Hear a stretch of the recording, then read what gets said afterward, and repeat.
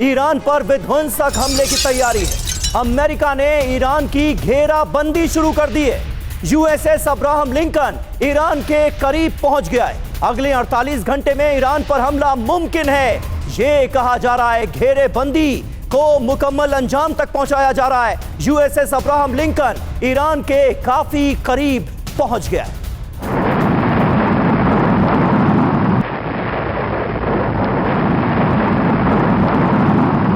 आशंकाएं बढ़ गई हैं कि 48 घंटे में ईरान पर आक्रमण होने वाला है। और आपको बता दें कि यह क्यों कहा जा रहा है, जो तैयारियां दिखाई दे रही हैं अमेरिका की, उसके मद्देनजर यह बातें कही जा रही हैं। आप देखिए, सबसे पहले हम डिप्लॉयमेंट की बात करें तो aircraft carrier USS Abraham Lincoln वो ईरान की तरफ मूव करता दिखाई दे रहा है। डिस्ट्रॉयर यूएसएस स्प्रूंस जो है उसे तैनात कर रहा है, उसे रेडी किया जा रहा है अमेरिका की तरफ से। और इसके अलावा यूएसएस माइकल मर्फी, ये भी डिस्ट्रॉयर है अमेरिका का, जिसे ईरान के खिलाफ अब रेडी मोड में रखा गया है। यहां डिस्ट्रॉयर्स का तो देखिए अंबार लगा दिया अमेरिका ने। यूएसएस फ्रैंकी पीटरसन जूनियर को तैनात किया गया है। Aircraft carrier USS Abraham Lincoln तो है ही। यूएसएस अब्राहम लिंकन पर कुल 90 जेट्स तैनात है, यानी तैयारी इस बार बहुत बड़ी है।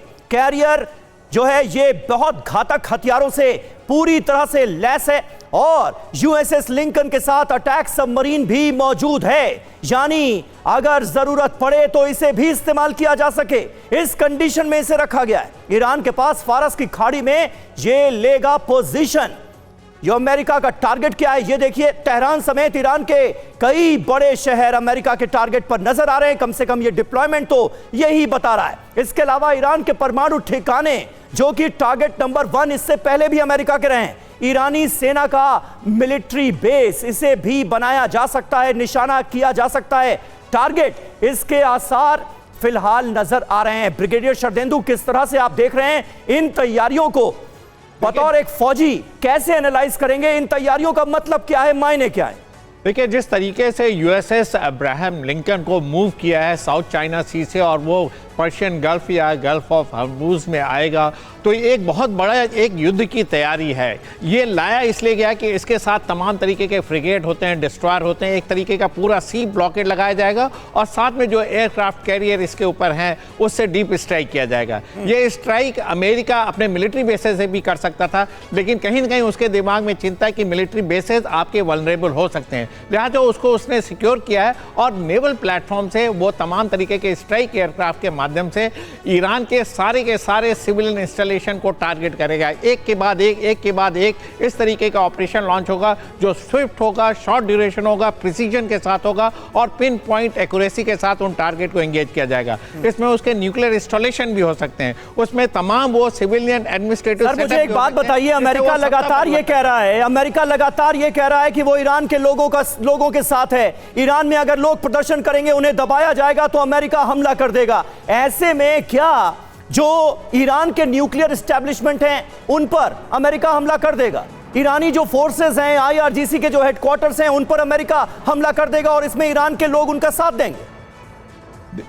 देखिए, जिस तरीके से सिचुएशन डेवलप हो रही है, अमेरिका पूरी कोशिश करेगा कि जो उनकी बैकबोन है आज की डेट में ईरान की, आईआरजीसी और सिक्योरिटी फोर्सेस, उनके इंस्टॉलेशन को टारगेट करे। वहाँ की लीडरशिप, वो जहाँ पे इकट्ठा हुए होते हैं, जहाँ से वो वर्क करते हैं, उसको वो स्ट्राइक करे और साथ में एक तरीके का सपोर्ट उसको प्रोटेस्टर्स को देना पड़ेगा। प्रोटेस्टर को वो मरने के लिए नहीं छोड़ सकता है अगर अमेरिका वहाँ पे बिजनेस चाहता है या सत्ता परिवर्तन चाहता है। जिस तरीके से देखिए वहाँ पे पूरा इंटरनेट सिस्टम जाम है, येट उनके जो रेडियो है, टेलीविजन को वो पेनिट्रेट करता, वहाँ पे मैसेज दिखाता है रजा पहलवी का कि आप प्रोटेस्ट करते रहिए, हम जल्दी से जल्दी आपकी मदद के लिए आएंगे और सत्ता परिवर्तन होगा। तो एक बहुत बड़ा गेम प्लान चल रहा है एक तरीके का। कभी डोनाल्ड ट्रंप कहते हैं कि जिनको फांसी दी जानी थी उनको फांसी नहीं हो रही, इसके लिए वो खुशी जताते हैं और बोलते हैं कि ईरान ने इस तरीके की फायरिंग पे कंट्रोल किया है। लेकिन नेक्स्ट डे वो फिर ये बोलते हैं कि यहाँ पे जो जेनोसाइड हो रहा है, जिस तरीके से सीधी सी बात यह है सर कि आज नहीं तो कल ये टकराव होना, और जो अब तक की तैयारी दिख रही है, जैसा हम भी कह रहे हैं कि 48 घंटे में एक बड़ा फैसला अमेरिका की तरफ से ईरान को लेकर हो सकता है। और देखिए, ईरान की घेराबंदी में जुटा है अमेरिका ने इजरायल को दिए F-35 फाइटर जेट। अमेरिका से इजरायल पहुंचे 3 नए F-35 फाइटर जेट। इजरायल के पास F-35 की संख्या बढ़कर अब 48 हो गई है। अमेरिका के बाद दूसरा सबसे बड़ा F-35 फ्लीट ऑपरेट कर रहा है इजराइल।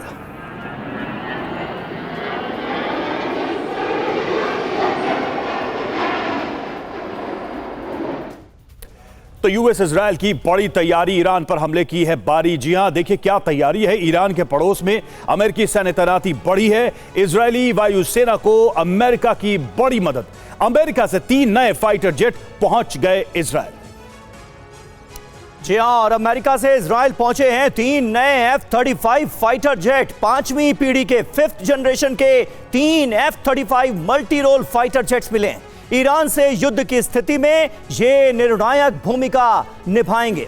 ईरान पर कभी भी विध्वंसक हवाई हमला इनके जरिए मुमकिन है, यानी खतरा तो बढ़ता जा रहा है ईरान के लिए। रवि, एवीएम ओपन तिवारी हमारे साथ जुड़े हैं। तिवारी सर, अगर एयर पावर की बात करें, एयर सुपीरियोरिटी तो दिख ही रही है, अमेरिका की तो है ही है, इजराइल को भी ताकतवर बनाया जा रहा है।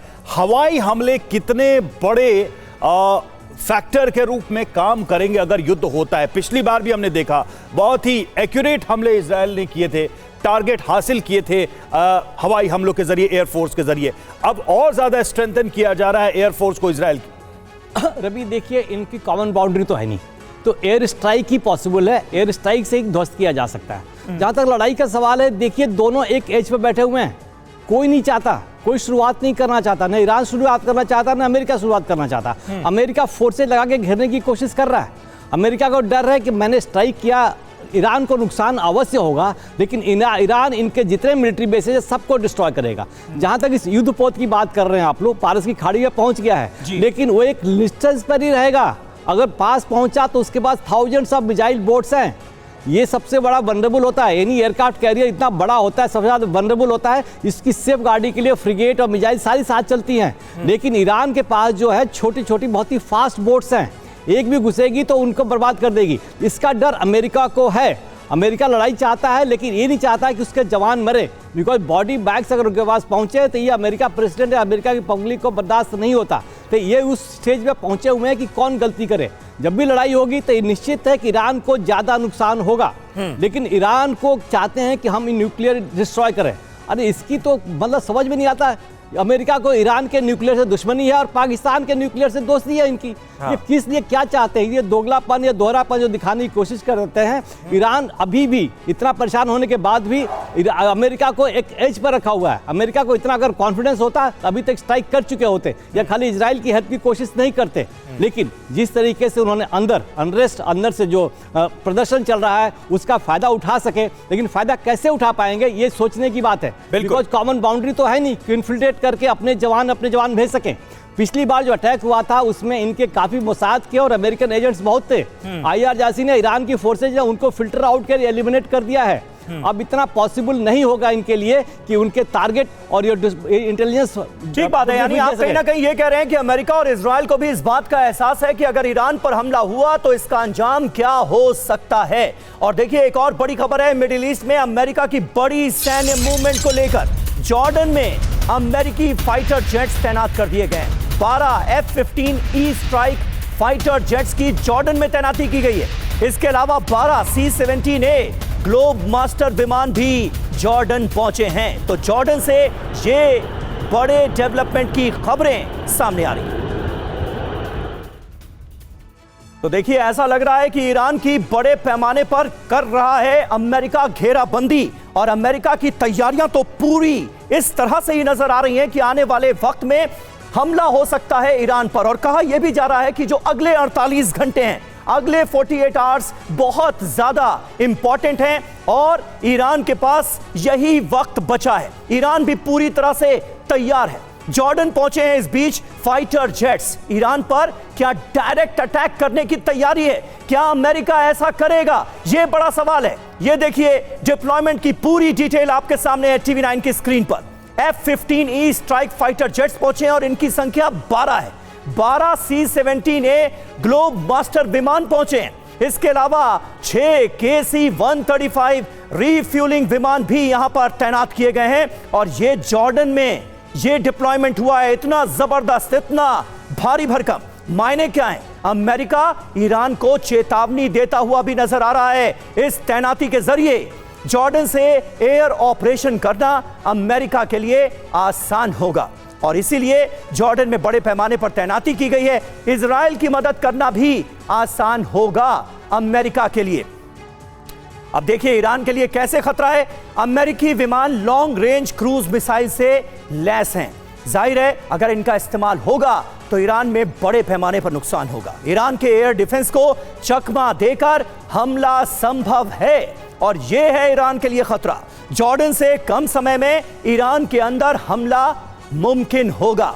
मनीष झा हमारे साथ मौजूद है। मनीष, ये घेरेबंदी आखिर क्या कह रही है? जॉर्डन में बड़े पैमाने पर तैनाती की गई है, यानी कहीं ना कहीं इजराइल की उस आशंका का जवाब भी दिया जा रहा है जिसमें लगातार ये डर जताया जा रहा है कि अगर अमेरिका ईरान पर हमला करता है तो इजराइल को उसका अंजाम भुगतना पड़ सकता है। जॉर्डन की क्या तैयारी इजराइल के लिए, ईरान के लिए, दोनों के लिए एक संदेश है? देखिए, जॉर्डन में अमेरिका का एक बहुत बड़ा सैन्य बेस है और इसके अलावा जब ईरान के मिसाइल इजराइल आ रहे थे तब जॉर्डन एयरफोर्स उस वक्त ईरानी मिसाइलों को रोकने के लिए अपने एयर डिफेंस सिस्टम का इस्तेमाल करती थी। हाँ। अपने F-35 का F-15 का इस्तेमाल कर रही थी।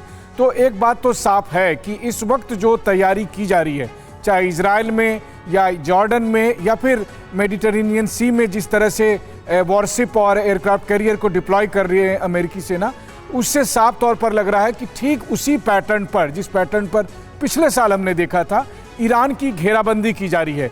और उसके बाद जब हमला किया जाएगा तो उन्हें पता है कि ईरान का पलटवार होगा, तो उस पलटवार के समय ईरानी मिसाइल किसी भी तरीके से इजराइल तक ना पहुंच सके या मिडिल ईस्ट में किसी भी अमेरिकी बेस तक ना पहुंच सके, उसके लिए यह सारी तैयारी है। ये बताने के लिए ईरान को कि इस बार आपको ये हमला महंगा पड़ने वाला है और किसी भी कीमत पर हम आपके मिसाइलों को टारगेट तक नहीं पहुंचने देंगे। ये अलग बात है कि ईरान के पास जो मिसाइल क्षमता है और कुछ खास बैलिस्टिक मिसाइल, वो दुनिया के कुछ चुनिंदा देशों में वैसी क्षमता है, तो ईरान भी मिसाइल हमले के मामले में कमजोर नहीं साबित होने वाला है। बिल्कुल, और अपनी ताकत भी ईरान ने दिखाई थी जब इजराइल से सीधा टकराव हुआ था। तो और देखिए, अमेरिका की ईरान को दहलाने की तैयारी है। अमेरिका के सेंट्रल कमांड में हाई लेवल तैयारी, हमले के लिए 24 घंटे काम करने का ऑर्डर जारी किया गया है। अगले कुछ दिनों में ईरान पर हो सकता है हमला।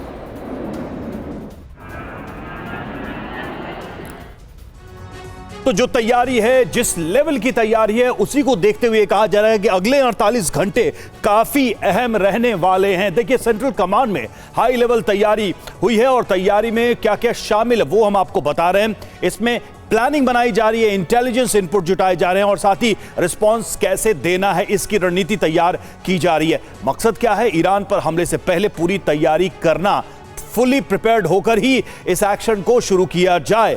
अमेरिकी बेस की सुरक्षा की व्यवस्था भी करना, जैसा मनीष भी कह रहे थे कि ज्यादा से ज्यादा अपने आप को सिक्योर करते हुए टारगेट हासिल किए जाए और सहयोगी देशों की मदद के लिए भी यहां पर तैयारी की योजना बनाई जा रही है। अगले कुछ घंटों में हमले का ऑर्डर भी आ सकता है। 48 घंटे एक टाइमलाइन हम आपको बता रहे हैं कि शायद इसके बाद बड़ा फैसला हो। राष्ट्रपति का ऑर्डर मिलते ही ईरान पर हमला किया जाएगा। ईरान पर हमले की पूरी तैयारी हो चुकी है लगभग, और यही वजह है कि यह बार बार कहा जा रहा है कि नेक्स्ट 48 आवर्स बहुत ही क्रूशियल है, बहुत ही अहम है। शरदेंदु सर, अब एक चीज हम ये भी समझना चाहेंगे कि दो सिचुएशन है ईरान के डोमेस्टिक ग्राउंड पे।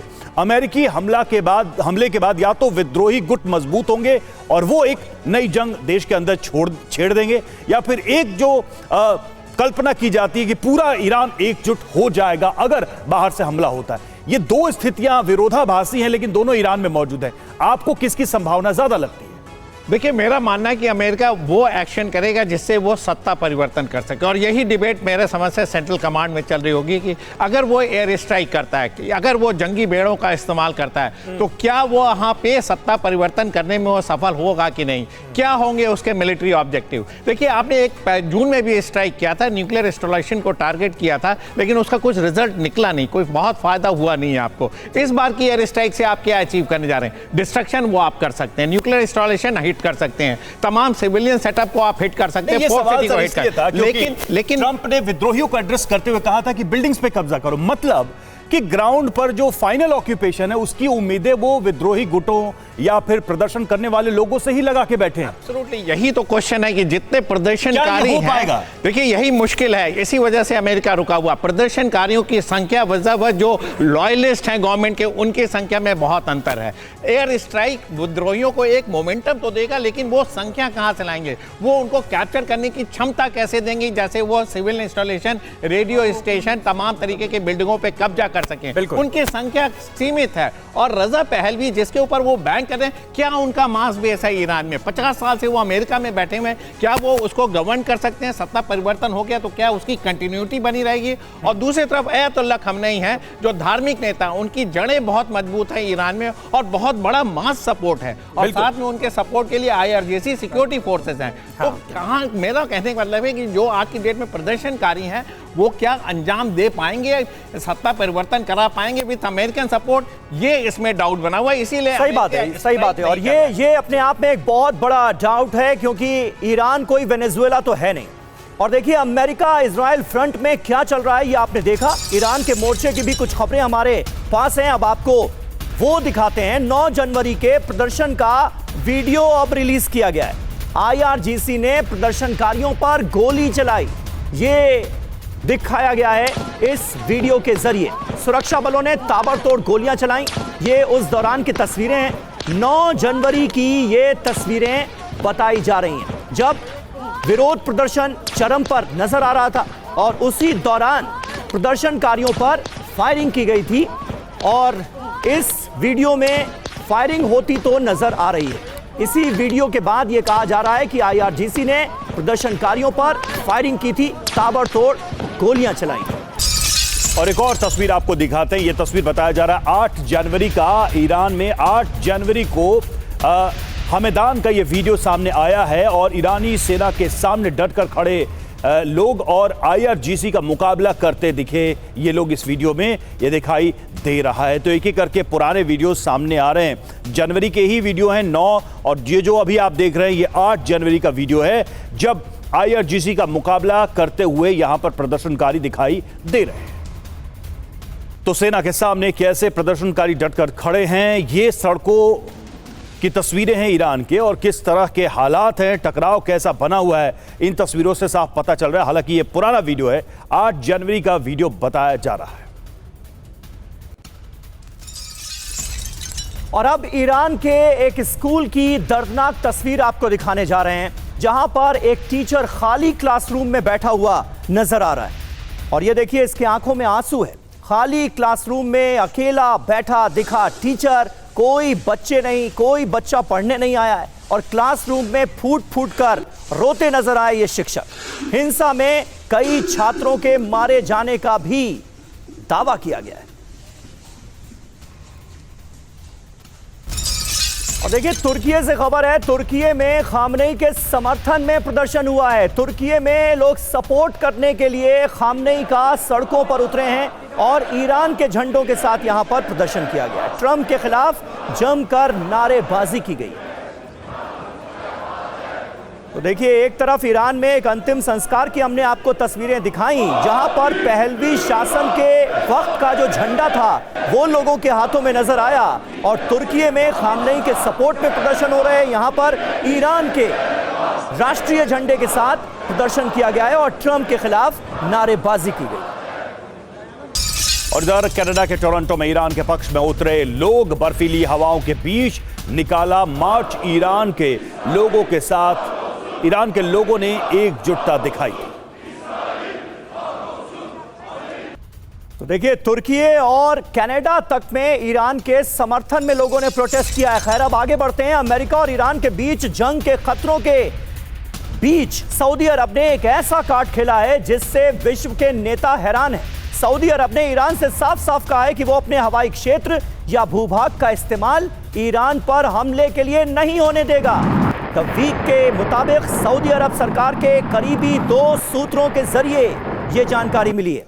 अमेरिका और सऊदी अरब के बीच आज की तारीख में कितना गहरा कनेक्शन है, गहरी दोस्ती है, ये आप जानते होंगे। और ऐसे में सऊदी अरब का ये स्टैंड चौंकाने वाला है। सऊदी अरब ने यह भी साफ किया है कि उन्होंने ईरान पर हमले के लिए डोनाल्ड ट्रंप को नहीं उकसाया है, क्योंकि इस तरह के आरोप भी सऊदी अरब पर बीते दिनों लग रहे थे।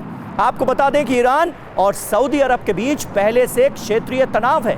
2023 में चीन की मध्यस्थता से दोनों देशों के बीच राजनयिक संबंध बहाल हुए। हालांकि दोनों देशों के बीच गहरा अविश्वास अभी भी बरकरार है। खाड़ी के इन दो पड़ोसी मुल्कों में दशकों से मुस्लिम बादशाहत स्थापित करने की होड़ रही। दोनों एक दूसरे के खिलाफ एक तरह की प्रॉक्सी जंग भी लड़ते रहे हैं और ऐसे में सऊदी अरब ने ईरान के पक्ष में ये जो स्टैंड लिया है, ये कई लोगों को हैरान कर रहा है। तो देखिए, बीते दिनों यह कहा जाने लगा था कि कहीं इसके पीछे सऊदी अरब तो नहीं, क्योंकि सऊदी अरब और अमेरिका में गहरी मित्रता है। दोनों का स्टैंड बड़े मुद्दों पर बिल्कुल एक नजर आता है। ऐसे में सऊदी अरब ने उस आरोप का भी जवाब दिया है और यह बताया है कि सऊदी अरब ने अमेरिका को ईरान पर हमले के लिए नहीं उकसाया और हम अपनी सरजमीन का इस्तेमाल ईरान पर हमले के लिए नहीं होने देंगे। यकीन जानिए, मौजूदा दौर में यह बहुत बड़ा स्टैंड है, चौंकाने वाला स्टैंड है सऊदी अरब का।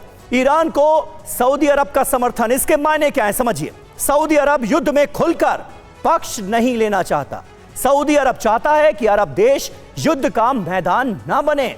सऊदी अरब स्वतंत्र विदेश नीति की राह पर चल रहा है। अमेरिकी सैन्य दबाव से दूरी बनाता भी दिखता है सऊदी अरब। तेल प्रतिष्ठानों को जोखिम में नहीं डालना चाहता सऊदी अरब अब इजराइल को ईरान से बड़ा खतरा मान रहा है। ईरान से 2023 से बहाल हुए संबंधों को प्राथमिकता देता नजर आ रहा है सऊदी अरब। खुद को युद्ध में घसीटने से सऊदी अरब बचना चाहता है।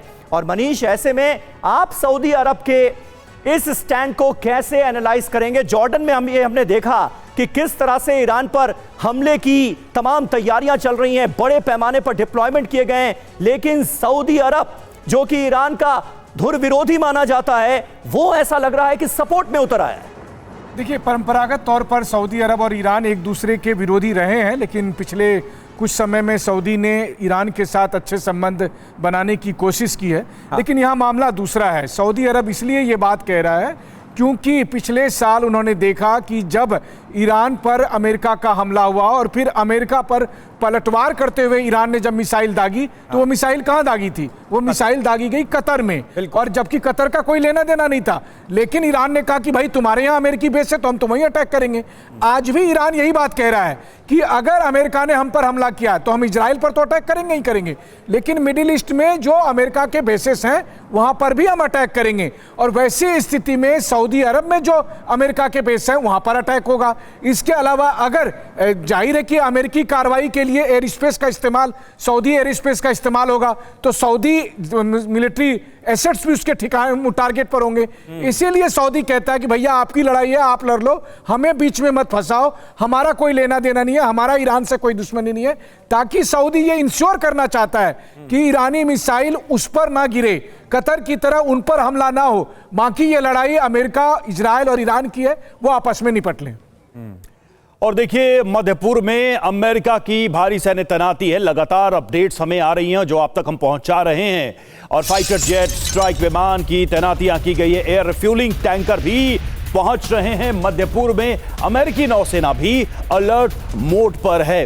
न्यूयॉर्क टाइम्स के हवाले से यह खबर सामने आ रही है। तो अमेरिका की बड़ी तैयारी हो चुकी है लगभग। शायद सिर्फ समय का इंतजार हो रहा है, ट्रंप के आदेश का इंतजार हो रहा है हमले के लिए।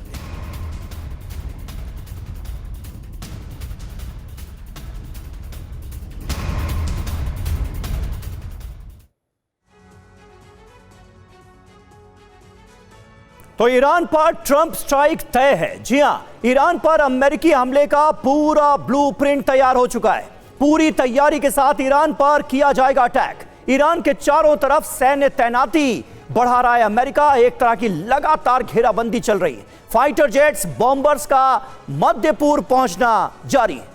वहीं एयर रिफ्यूलिंग टैंकर्स की बड़े पैमाने पर तैनाती है। अमेरिकी नेवी के अलग अलग बेड़े अलर्ट मोड पर हैं। ईरान पर इस बार अचूक और सटीक हमला होगा और खामेनेई को सबक सिखाना चाहते हैं डोनाल्ड ट्रंप। न्यूयॉर्क टाइम्स के हवाले से यह खबर सामने आई है। जी और इस बीच अहम खबर है, अमेरिका ईरान तनाव को लेकर बड़ी हलचल है। 4 ग्लोब मास्टर विमान डिएगो गार्सिया की ओर रवाना।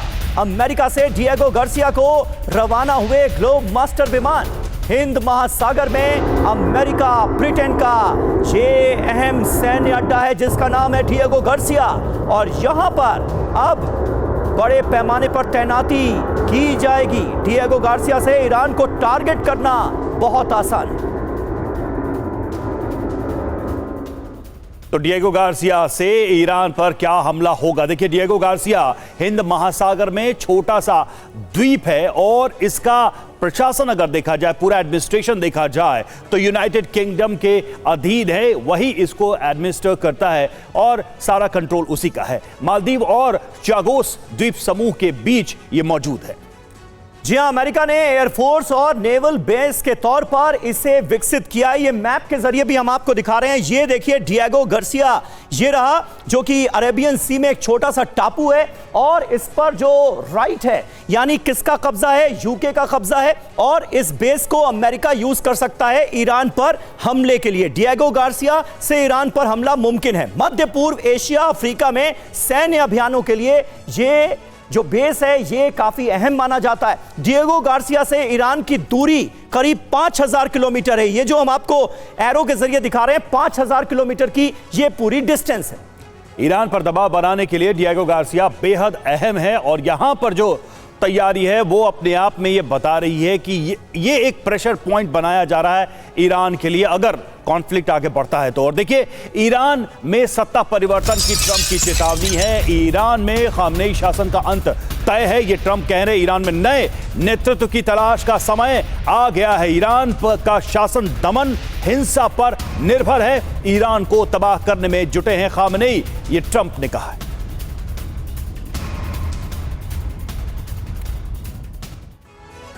तो कहा तो यही जा रहा है कि ईरान पर फाइनल स्ट्राइक अभी बाकी है। डोनाल्ड ट्रंप ईरान पर हमला करना चाहते हैं, इसमें तो कहीं कोई शक है ही नहीं। ईरानी शासन पर ट्रंप ने अपने इरादे बिल्कुल साफ कर दिए हैं। खामेनेई के नेतृत्व को वो टारगेट कर रहे हैं। उन्होंने कहा है कि खामेनेई का नेतृत्व पुराना है, नए की तलाश का समय आ चुका है। ईरान का पूरा सिस्टम तबाह हो चुका है। ट्रंप ने अमेरिकी आर्मी को तैयार रहने का आदेश दिया है। सेना को कभी भी हमले का आदेश मिल सकता है। और देखिए, ईरान पर ट्रंप पीछे हटने को तैयार नहीं है। अगले कदम का इंतजार कर रहा है पेंटागन। जो पॉलिटिको के हवाले से यह बात कही जा रही है, पेंटागन को सिर्फ ऑर्डर्स का इंतजार है कि ट्रंप की तरफ से ग्रीन सिग्नल कब मिलता है। और इस बीच ईरान के पुलिस प्रमुख की प्रदर्शनकारियों को चेतावनी सामने आई। 72 घंटे में सरेंडर करें प्रदर्शनकारी। सरेंडर नहीं किया तो अंजाम बुरा होगा। उपद्रवियों को सरेंडर करना ही होगा, ये चेतावनी दी गई है ईरान के पुलिस प्रमुख की तरफ से। तो देखना होगा कि प्रदर्शन कहां आगे बढ़ता है। अमेरिका के हमले क्या वाकई में 48 घंटे बाद होते हैं, यह सबसे बड़ा सवाल है। इस चर्चा में तमाम मेहमान हमारे साथ जुड़े हुए थे, उन सबका बहुत बहुत शुक्रिया।